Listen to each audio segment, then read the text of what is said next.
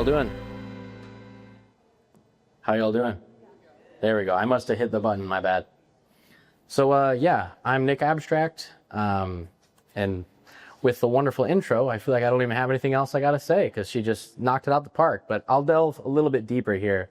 Yeah, so I paint murals for a living, which is kind of a strange, crazy thing to say in 2025 with all that's going on in the world and how complicated and hectic our lives are. I approach people and knock on doors and say, hey, do you want some artwork on your wall? Which is a very strange question to hit people with in the modern era. But I've been doing it for 6 years, and I'll continue to do it from here on out. So yeah, I like to paint really large projects as well, not just, you know, small interior work. I prefer to actually work outside, which is, as a designer, sort of strange. You know, we're used to clickety-clackety on our computers all the time, and then all of a sudden I start this line of work and I'm using big scissor lifts and I'm like, you know, 25 feet in the air in the middle of the hottest part of the summer. So it's a bit of a dichotomy from when I started, you know, at Heron School of Art and Design. But that being said, since I did study at Heron, visual communication design and lettering and typography is something that's super important to me. And I try to incorporate text and wording and large form letters into all of my projects if I can, just because I feel like it bridges that gap of something being just purely artistic and then something also that's, you know, designerly. So it's design meets art sort of a thing. In addition to doing murals, I also started a studio practice producing smaller scale artworks that end up still being relatively large. I find regardless of what I do, it ends up being pretty big, which don't know why that is per se, but you know, oh well. Here's a couple photos of me in my studio space. This was my studio space 2 years ago, which actually was an abandoned building, believe it or not. We had no AC in there, no running water. It was all just basically myself and my spray paints in there. So that was, yeah, that was something. Spray paint as a mural artist is one of my favorite mediums to use, as well as tape. I find that tape just gives a nice, clean, professional edge to most of my work, whereas otherwise you'd see my kind of shaky arms and squiggly shapes. I've done a couple gallery exhibitions at this point. This is an example of, I had some 3D sculptures that I included in the exhibition here, as well as some of the large format paintings on canvases that I had produced. But yeah, generally speaking, murals are my main thing, canvases are my secondary thing, and I just love layering paint and using my design thinking to produce really cool compositions that change spaces. But how did I get to this point is probably what you're wondering. Okay, there's this guy who's giving a speech and he paints murals. Like, how do you end up with that career path? So I'm going to kind of go through that. And step 2 in this process, I would say, and I learned this in design school, is divergent thinking and being explorative as designers and creatives. I think that's super duper important. I should put an asterisk here next to go trespassing, but this was actually a utilized tool that I did a lot when I was first learning as a creative. So in high school, I had a friend of mine that we just loved exploring abandoned buildings. I don't know why, we were just attracted to it. And, you know, I would drive through the city and see a building kind of falling apart and derelict, and all these questions pop in your head about, okay, what is this place? Who used to work here? You know, what is the societal implications of why this building is just decaying here?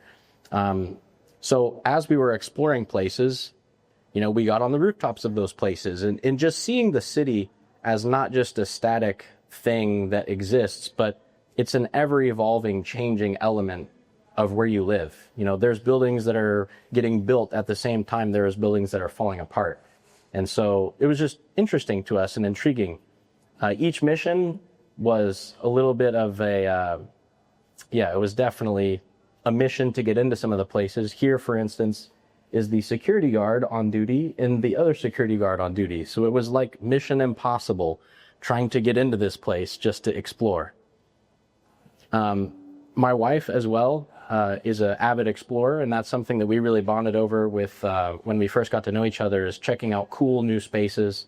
This is a bridge out in Pendleton, Indiana. It's an old railroad bridge, probably 100+ years old.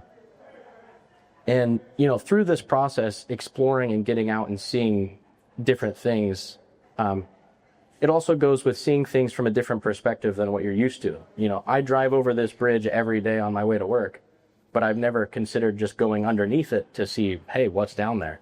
You know, just basically being an active participant in what you're looking at, and not just, you know, skating through every day. You're taking in things and taking in experiences. And that was fundamental in my early years of being a creative. I mean, I didn't even know what I wanted to create at this point, but here I am exploring and gathering data and gathering experiences. This is another photo of my friend Jamie. This is a glass factory up near Anderson, Indiana, that we stumbled upon. I mean, there's massive chunks of, like 2-foot chunks of concrete hanging from rebar back there. And it's just floating in the air. I mean, it's not OSHA approved to be going in these places, obviously. But yeah, artistically, it's just like, man, it's crazy to just put yourself in these wild scenarios and just take the experiences in. This was an abandoned school that actually is, it was redeveloped to be I think it's like a trade school on East Washington Street. And, you know, this is a photo from 2012. I was there when it was just, you know, the ceiling had rotted through. It's just, I don't know, interfacing in the city from this touch point is very, very fun to me. I really enjoyed it. This is a Central State Hospital that was on the west side of Indianapolis. This building, I believe, is actually still standing and looks just like this. But the whole area of Central State has been redeveloped recently. And yeah, it's kind of it's a crazy touch point that this still exists, where it was a terrifying place back when we explored it. Like, it was kind of frightening when we would go there, but nonetheless, I love going to these places. This is a really cool bridge. I mean, if I showed this picture to anybody and said this is 15 minutes from downtown Indianapolis, they'd be like, what? But it's real. Like, that is a bridge that exists. It was built in 1906, and it's just hanging out in our city, which is pretty fascinating to me. So, getting into urban exploring, one of the things that just so happens to show up is graffiti. You know, there is art actually in these decrepit places, which is something I also find very fascinating, that you could be in this destructive, evil-looking place, but yet there's bright, vibrant colors, and there's, you know, creativity blossoming through these spaces. And so I go, you know what? Let me learn as much as I can about graffiti and about the culture of graffiti, and learn what this process is like, and how does someone start painting graffiti. And one of the first things that you'll notice is there's a little bit of a disconnect between street art and graffiti. Street art is typically like imagery based. So like if you think of artists like Banksy is probably one of the most well-known artists, but Banksy is more of a street artist than a graffiti artist. Graffiti is more designerly. It's letter form. It's not really illustration. So graffiti to me it's graphic design at like extra hard difficulty, is basically how I would describe graffiti. And so I actually got into painting graffiti. And when I did this, in graffiti, if you're committing a crime, painting graffiti somewhere, you don't want to just paint like, hi, I am Nick Abstract, because the police are going to be at your door, you know? So you have to pick kind of like a pseudonym or a nickname or something like that. This is my youngest brother, Sean. Sean was born into our family extremely premature.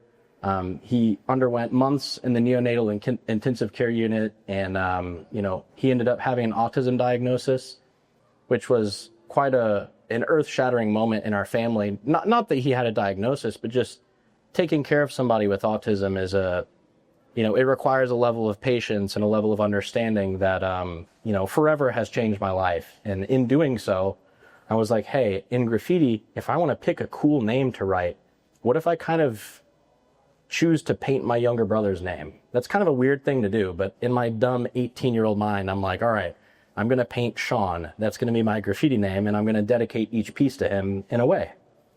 And so that's what I did. I started painting Sean, S-E-A-N. It's probably pretty difficult to read, but it is in there. The letters do exist. And I just continue to do so. At the same time during this whole process as well, I'm attending school at Heron School of Art and Design, and I'm studying visual communication design. So the lessons that I'm learning in graphic design, whether it's, you know, color theory or text hierarchies or, how to put certain colors next to others. I'm physically applying those in my graffiti artwork at the same time. So both areas of study in graffiti and also collegiate school are sort of influencing each other at the same time. And I progressed my graffiti to the point where I'm doing something that I guess you could refer to as wild style, which is basically letter form in its most abstract version.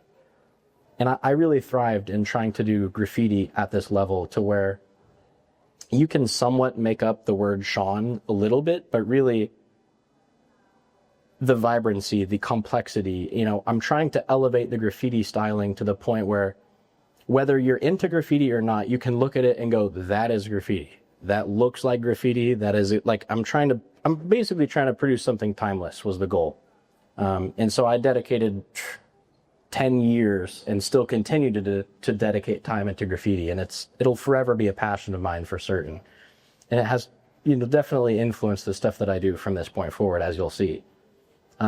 We were invited, a friend of mine, to an event called Paint Louis that's held in St. Louis every single year.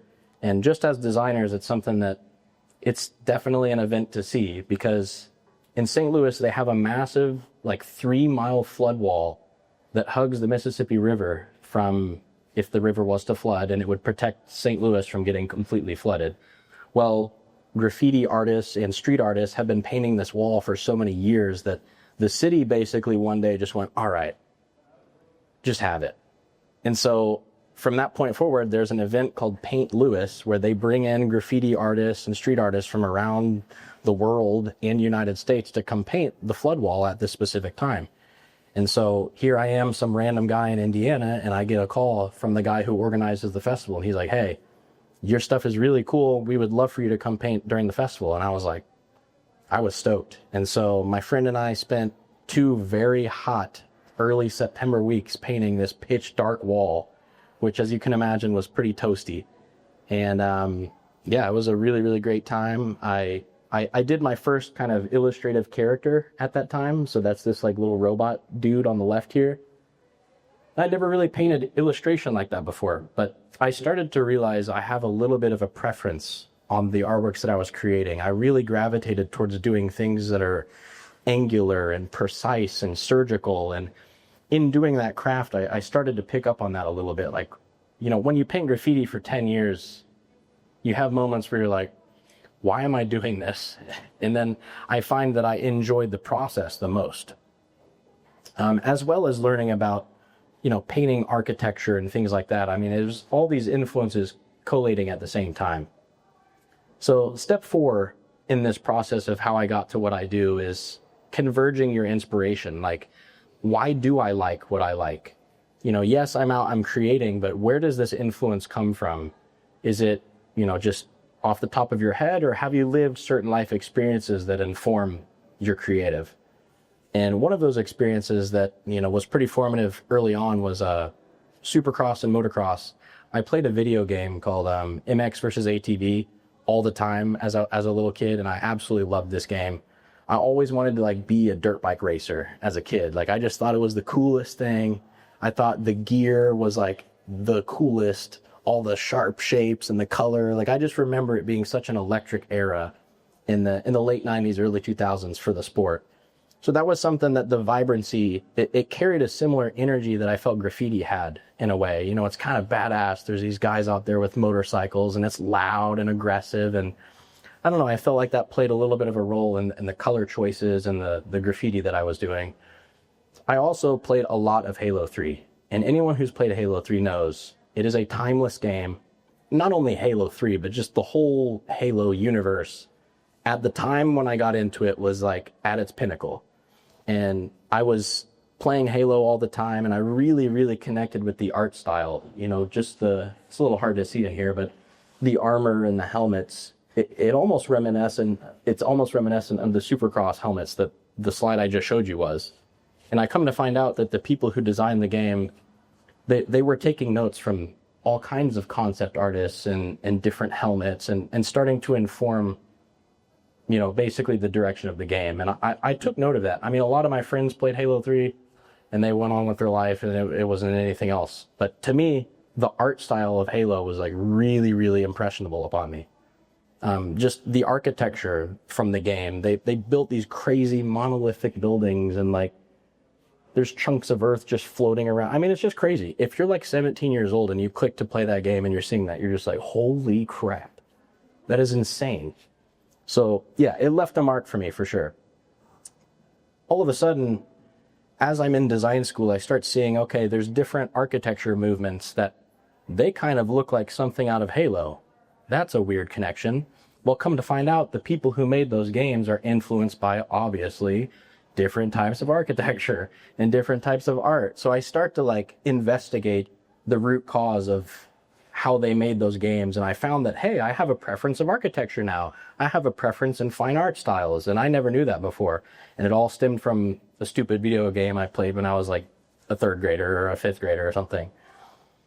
In addition to some of this stuff, I was attending my design history class in college, and design history and art history have never really been my strong suit per se. I would be lying to you if I said I was actively participating in every class lesson. I mean, I was kind of in class just like half asleep, but I'll never forget when these photos of this art movement called Russian suprematism showed up on the screen for literally like 2 seconds.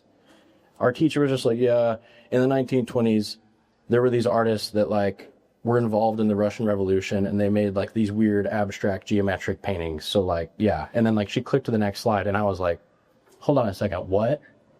I was like, the 1920s, they're doing crazy abstract futuristic. I was just blown away. I mean, art up until this point had been imagery based and portraiture and decorative and elegant and elevated, and like these Russian dudes and women too were just like, nah, we're just going to do our own weird architectural, mechanical, and very kind of geometric style. And I really resonated with that. At the same time too, there was another artist, Barbara Stofatcher Solomon, who at the time was working at a place called Sea Ranch. And Sea Ranch was, I guess they were struggling to get people to come back and visit their resort. And her boss told her, yeah, if you just want to paint some stuff in the Sea Ranch and just, you know, bring some bright colors to the space, like that would help bring people in. And she was like, oh, okay, cool. And so this is what she did.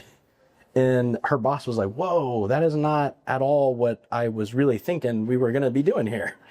And she basically kicked off a movement called super graphics, which is applying graphic design on a much grander scale and to interior and exterior surfaces. So this is a merger where we're getting graphic design into larger scale. And these are moments where I'm starting to connect in design school, like, all right, that's the direction I want to take, whatever I'm doing. I don't want to just make things on the computer, but I want to get those things out of the computer onto the wall or onto exterior surfaces. And so Barbara's work is truly amazing and a tremendous influence to me as well. And that's actually her daughter, who Barbara is, you know, quite aged at this point, and she's physically unable to, like, you know, climb on scaffolding and install this stuff. So her daughter has taken on the task of actually doing her artworks for her, which is really, really cool. But I started to notice that influence is all around us. And if you're just going through life kind of with blinders on, and you're not purposefully putting intention into just the way light hits shapes and the way that, you know, your world around you can inform your artistic styles. I found that, I mean, even if I'm driving down the interstate and there's a truck, I just filled my phone with images of stuff that I resonated with, whether it's color schemes, whether it's, you know, literally a semi parked in a parking lot. I'm like, I don't know why I connect with this, but that is sick. And so I kept gathering intel in compositions, and I really just started getting into architecture more so as well. Along with that same sort of Russian movement of architecture and art that I was telling you before, there's a lot of sculptural elements that in Eastern Europe, when they freed themselves from the USSR, there were a lot of monumental murals and artworks and sculptures created to kind of dedicate to the people of those countries who kind of fought in those wars. And I'm not exactly sure why, but they decided abstract, brutalist architectural sculpture is like the way they all go. So for some reason in Eastern Europe, it's just littered with like crazy shit like this, which is pretty interesting to me. And to this day, there's people now that go on Spomenicht tours, and they go and look at each Spomenicht. And I guess Eastern Europeans think it's strange that all these, Americans and Europeans want to come look at their weird monuments, but they embrace it, and you can actually pay to go see these now, which is kind of fascinating. But throughout all of this interest and asking why I like the things I do, I started to fall in love with the key to it. To me, was finding what I enjoyed about the process. Stacking colors next to one another, and really piecing together compositions I resonated with a lot. And so, as a colorblind person, when you open the trunk of your car and it looks like that, how the hell are you going to know what to paint? It's just a bunch of random colors. Like, it's a mess. And so I started systematically going through and gathering all of the chunks of spray paint, and like, all right, this is the blue section, and I'm going to stack the colors from light blue to dark blue. And then I start kind of creating a mental Rolodex of what colors I'm seeing, Yeah, I did say I'm colorblind. Yeah. But the thing about being colorblind is I can still see values. So I can see like grayscale essentially, but I can see slight hues of other colors. And so I'll get a little bit more into it as I go. But yeah, the first couple murals I did here, this is my friend Casey with me. And he was instrumental in helping me kind of learn to deal with color hierarchy and deal with what colors go next to other colors, because as a colorblind person, it's really difficult to see. Like, I mean, my wife can attest to it too. I've showed her some stuff that I painted where I'm like, hey, what is this? Does this look cool? And she's like, yeah, I don't know, that yellow next to that blue. I mean, to you, it might look fine, but it's kind of vibrating a little bit color wise, so she's been a tremendous help with that kind of stuff. But throughout this time, I was just obsessing over the compositions and the shapes. I basically intook as much architecture and shape knowledge and just burnt through field notes books of just shape compositions. I mean, people from the outside looking in were probably like, what is this guy doing? But I just had to get it out of me. And so by the time I was really trying to get those shapes off my sketchbook, it was like, how do I do what's in my mind, but physically? And so navigating abstraction is the next part that was very tricky. So getting to the colorblind side of thing, all right, when I say colorblind, people think, all right, well, you can't see colors. Well, I can see colors, just like not very well at all. It's basically like being color insecure is how I would describe it. So for instance, most of you up here who are not colorblind probably see letters or numbers in these like blobs of circles. I don't see nothing. I can kind of see that there's a little bit of a 12 on the first one. But other than that, I'm not seeing anything. Okay, so that's where my vision set is. It's not very great. And it's always been that way since I was a kid. But in design school, I had a class that was actually called, it was a semester-long course called Color Concepts. So imagine being colorblind and being like, all right, I'm going to build my schedule this year, and color concepts is a class that's required. I'm like, all right, here we go. Well, come to find out, in color concepts, there's different things with color hierarchy when you balance them together, where even regularly sighted folks, color can play tricks on them. So for instance, the interior shape on each of these, which some of you as designers already know what I'm talking about, but this is called simultaneous contrast. And the squares inside of these two circles are actually the same color. And the same goes for the gray in the middle of the black and white section up there. They're the same hue and the same color. And so I start to realize, hey, color is playing tricks on everybody. It's not exclusive to just me. And so if I can learn more about color through this class, and my professor gave me a bunch of books to check out at the local library, like, hey, you need to check this color out these books out, because you're going to struggle in this class. Like, it's going to be a long semester if you can't figure the color stuff out like right now. And so I delved deep into it, researching the history of color, the origins of color in art and painting, and also just the societal implications that come with using certain colors. I mean, there's a steep history of why color has been used in specific paintings and advertising and propaganda and things like that. And I really was just turned on to that stuff and delved pretty deep into it. And so as soon as I begun doing canvas work, and kind of the first abstract artworks, I guess I could say I did, they were really just practices and experiments with color theory and composition. And I delved deep into this, doing canvas work, prints, as well as some digital illustration, and just trying to get those compositions I was sketching out into the world in some form or another. So this really kicked off my own studio practice. And with my studio practice, I was, like this, for example, is the first ever abstract painting I ever did, the one on the left. I don't know where it came from. I don't know where the idea came from, but I just sat down in front of a blank canvas one day and that's what came out. So I was like, for some reason, I'm drawn to doing these compositions and I couldn't get enough of it.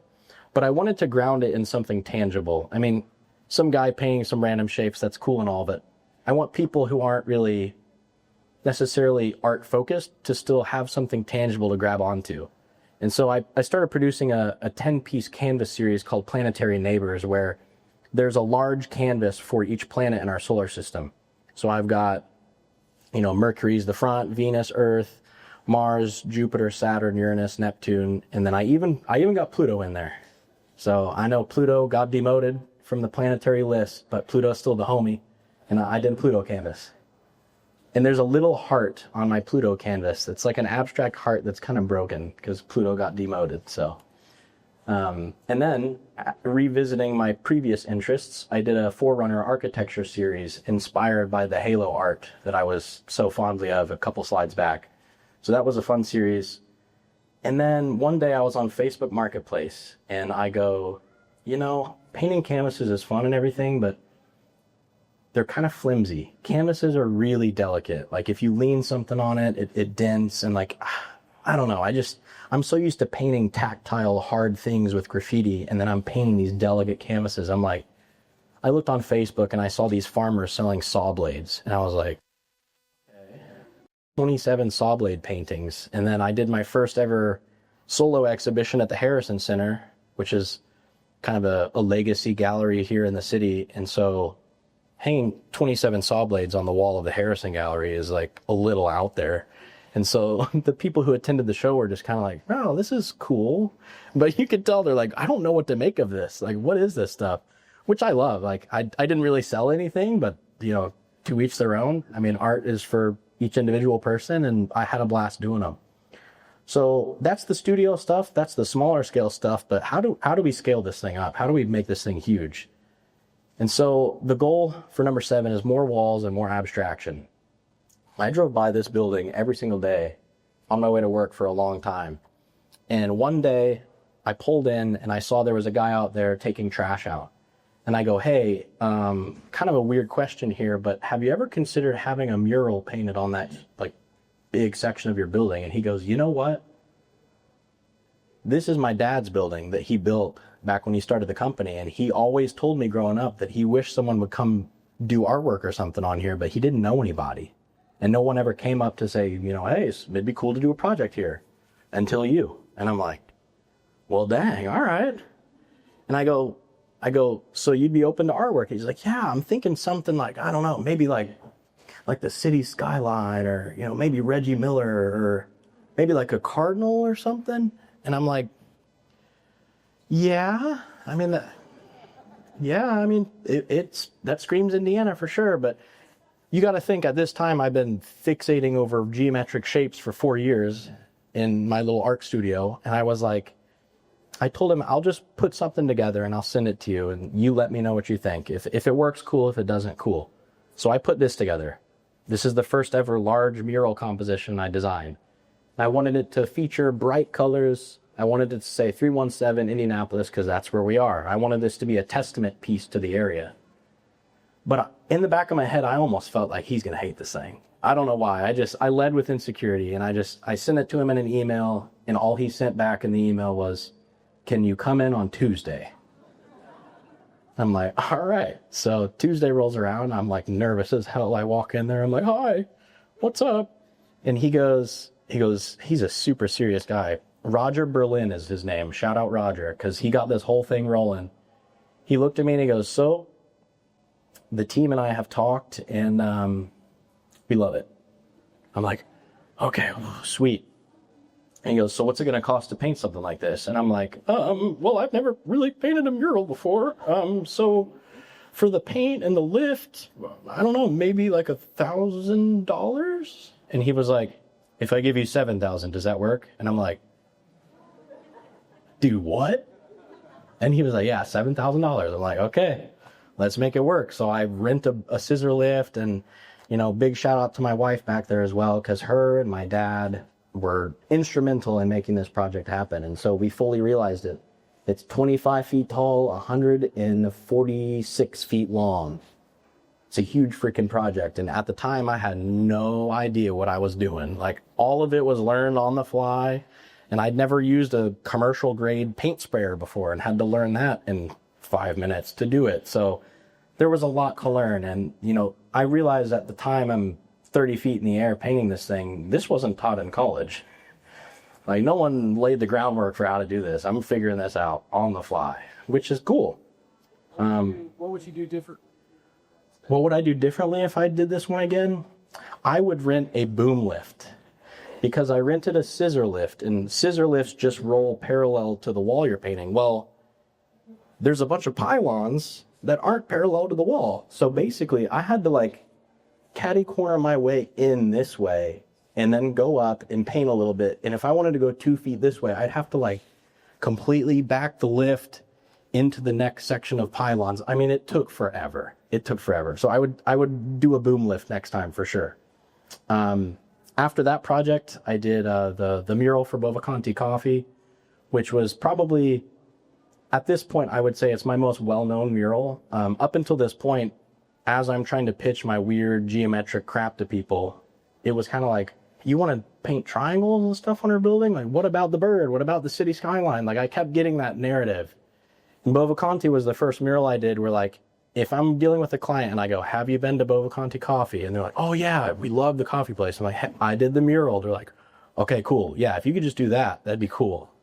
So it was like, that was my foot in the sand, you know, my foot in the ground, just saying, this is kind of what I do. And from that point, things kind of snowballed. I did a mural for the first ever Shake Shack here in Indianapolis. That was a super fun project. That was also chaos because construction was happening at the same time I'm painting. So there's people with angle grinders and sawing stuff and drywalls falling. I mean, it's a miracle that mural's even there, but it got done in 2 or 3 days.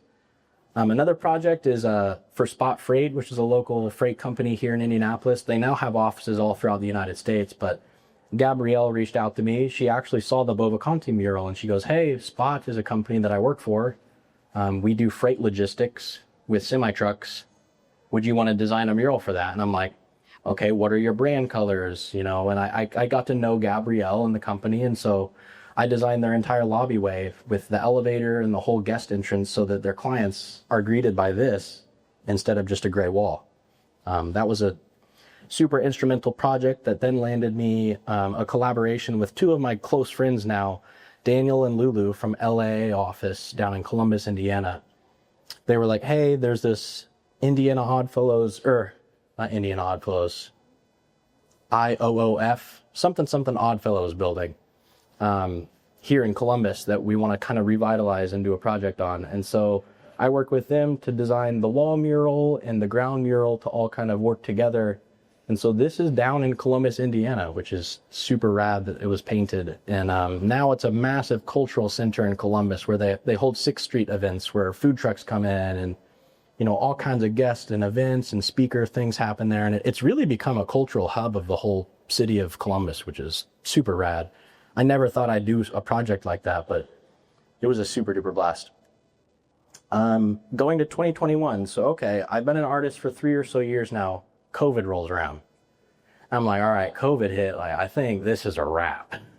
I think we can't make this happen. But I ended up brainstorming with a graffiti friend of mine from Canada, and we thought this idea of traveling to different areas of the country and offering our mural services to like small towns, because we're both from small towns. And so we did a Kickstarter for this, and we had different sponsors involved to help us kind of brainstorm this idea. One of them that actually is very much involved in Indy Design Week is Buckingham Foundation. Teresa at Buckingham Foundation was super duper huge in trying to make this happen for us. And so we found a bus that was a retirement home bus. And my friend and I completely converted the whole thing into an RV/paint studio. And we traveled and just headed west, trying to paint murals for small communities. And so we painted the bus in a campground to look like the murals that we wanted to paint. So that is a hand-painted mural of a farm in Wyoming that we actually drove the bus to. So I got a photo of the bus in front of this old farm that has that farm painted on the bus, which was a weird little inception moment, but it happened. And so we ended up painting a little bit less murals than I would have liked. You know, when we kicked up the idea, we had grand ambitions, but when you roll into a small agricultural town in the middle of nowhere, in the middle of a global pandemic, and you're like, hey, do you guys have like $3,000 for us to paint a mural starting like now? They're like, no, we don't. So it was very hard for us to find clients to actually hire us to do the work. So didn't paint as much as I would have liked, but we did paint a few, and it was a grand time and an experience I'll never forget. Immediately upon getting back home to Indianapolis, I started a project called, I think it's at AYR. It's an apartment complex near the Glendale Feeder. And yeah, it's the second longest mural in Indianapolis. And once again, my wife was an instrumental help in this project. It took us, so keep in mind, I just got back from basically being on the road for 3 months. And now it's the middle of September again. It's 1 billion degrees. And I'm painting one of the longest murals in the city. And my wife and I decided, let's get a puppy. So we had a puppy in the middle of this like 4-week intense project. So I'm out here burning alive. And then I go home and my dog it was just a mess. So it was 3 weeks of chaos, but it's really cool that the project finalized eventually. And it exists. And it was a fun project, all said and done. But during the time, it was definitely a struggle. I've done some banner murals for a few clients. This one's near the Bottle Works property on 747 apartment complex. A brief story here. During this urban exploring phase when I was younger, my friend Mac got me into exploring places. And he rides dual sport motorcycles. And I always thought that was cool. But my mom was like, Nick, I don't want you riding dirt bikes. Too dangerous. You're going to break bones. Well, I broke bones anyways, playing football and baseball and stuff anywho. But long story short, Mac traveled all over the world for work. He worked for the government for a while. And so I wouldn't see Mac for years on end. And then randomly, I would be working on a mural project and Mac would show up on his motorcycle. It was just a thing that for years of time would just happen. So Mac one day shows up on his new dirt bike that he got. And I go, dang, man, you've always been into dirt bikes. And he's like, yeah, they're super fun, man. You want to take it for a rip? And I was like, I thought for a second, I go, you know what? Yeah, actually I do. It was like my mom told me I couldn't. So I was like, well, we'll just make this happen. And so I rode his dirt bike and I fell in love with it. Got my own dirt bike and started riding dirt bikes all the time. It became a big part of my identity for sure. I even race dirt bikes now, which is crazy to say. In 2 days, I have another dirt bike race, which is a sentence I never thought I would say. My mom ended up actually riding a few off-road vehicles, and she had fun. That's my Uncle Sean, who took her out there. But with my interest in dirt bikes, all of a sudden my art kind of collides with this new interest, and I start designing graphics for dirt bikes, which is a career path I never thought I'd go down. But so these are all designs I did on my own. And I found out that the dirt bike that I have is made by a company called KTM. And KTM has a design agency that they work directly with called Kiska. And Kiska is based in Salzburg, Austria, and they design all of the graphics and the plastic for the race bikes that they do. And crazy enough, I just was looking at their I was looking at their website to pitch them a mural. And I find that they have a job posting for a graphic designer for the motorcycles. And I'm like, yo. So I apply, and then I hear back, and I end up going through like a 3-round design revision test. They're basically testing me out to see if I can work for them. And I got to know them through the process and ended up not getting the job. It went to somebody else who already had the motorsports experience, but it was pretty crazy. I was, almost going to move to Austria to design motorcycles. Who would have thought? But the train didn't stop there. I still design graphics for motorcycles. these are motorcycles that are inspired by classic Dakar desert racing motorcycles, but these are new motorcycles on the right. So we're taking classic stuff and like molding it into the modern era. I've been doing that with Break Magazine based out of the UK for that project. There's another example. So this is a big one I did last year. A friend of mine from California reaches out and says, hey, there's a company called Moxie Credit Union that wants a mural, but he was like, I think your artwork would be probably best for this project. And so he's like, here's a picture of the building. It's kind of gray. It's kind of dingy. You know, maybe get with them and see what you guys could do. And I go, okay. So I worked with Moxie for a couple months designing it and just getting to know them. And then the time hits where I'm ready to head out west again, which was kind of a flashback to my previous trip. So I packed my dirt bike on my little tiny Facebook Marketplace trailer and I headed west. I got there and I took the bike out just to get to know the nearby California area, which was fun. And after 2 weeks of time, the mural was complete. And I ended up taking a picture with the bike in front of the mural, and I thought, there's a lot of similarities going on here with the design and the colors, and it was kind of a weird full circle moment for sure.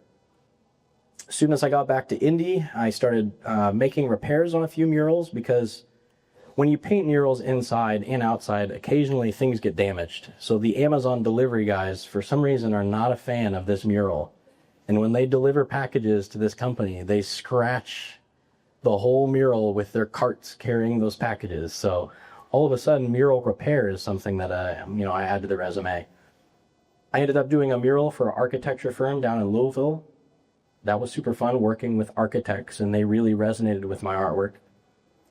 As well as working with the Crawfordsville Tourism Board. There's a massive race coming to Crawfordsville, Indiana. That's basically the Olympics of motorsport. That's coming up here in October. So I've been working with them on some design work. And even closer to Crawfordsville is here, where if you look this general direction when you leave, you're going to see a new school that's a high school that I designed and hand painted 4 or 5 different murals for, called The Match. The Match was a great project, partnering with DKGR Architecture and Amoresco. And so here's a few images of those murals that you might have even driven by on your way here today. And if you want to drive around when you leave, feel free. The murals will always still be there. This one's closer to 16th Street. But as far as what's next, we're just going to try to keep this ball rolling, keep the lights on. I've got a potential project with AC Hotels out of Marriott. That's up in Fishers, I think, too. So, you never know as a mural artist. You have to put yourself out there and you take some swings, and sometimes you hit one, sometimes you miss some. I'm also considering doing what I call a moto mural tour coming up in the spring, where some of my motorcycle friends will get together and I'll have a microphone and we'll literally ride around to some of the different mural locations, and I'll speak on different projects, and not just my work, but other stuff in the city too. And people can take pictures of their bike in front of the cool murals, and it's a good way to introduce a new community to other people's artwork. But yeah, I hope I didn't ramble too long, but my name is Nick Abstract, and yeah, that's that. Appreciate y'all.